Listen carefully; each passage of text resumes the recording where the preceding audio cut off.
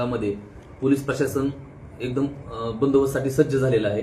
जवळपास 15 अधिकारी, 240 होमगार्ड आणि 370 पोलीस कर्मचारी वेगवेगळ्या बूथवरती, सेक्टरवरती बंदोबस्तासाठी नेमण्यात आलेले आहेत। असं एकूण जवळपास 15 अधिकारी आणि 600 कर्मचारी असा फौजफाटा बंदोबस्तासाठी लावण्यात आलेला आहे।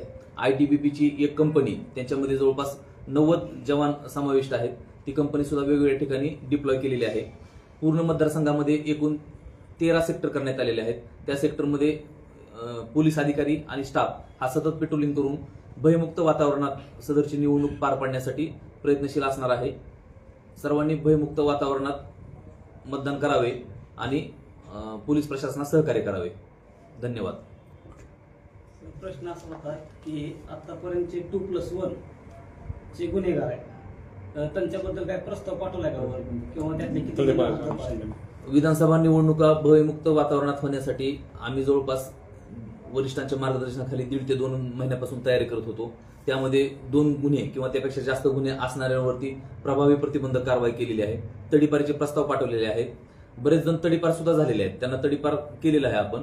आणि त्यानंतर निवडणुकीच्या कालावधीमध्ये 4 ते 5 दिवसासाठी त्यांना स्थानबद्ध करण्यासाठीचे सुद्धा बरेच प्रस्ताव पाठवले आहेत, आधी सुद्धा मंजूर झालेले आहेत। त्या लोकांना आम्ही स्थानबद्ध करत आहोत।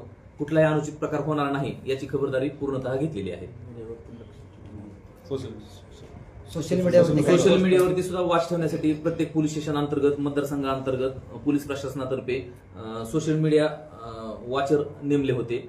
जे काय आक्षेपार्ह पोस्ट होत्या किंवा खोट्या साईट होत्या, खोटे अकाउंट तयार केले होते, त्याच्यावरून आक्षेपार्ह पोस्ट टाकल्या जात होत्या, ते सर्व अकाउंट बंद करून खोटे अपप्रचार करणारे व्हिडिओ सुद्धा काढून टाकण्यात आलेले आहेत।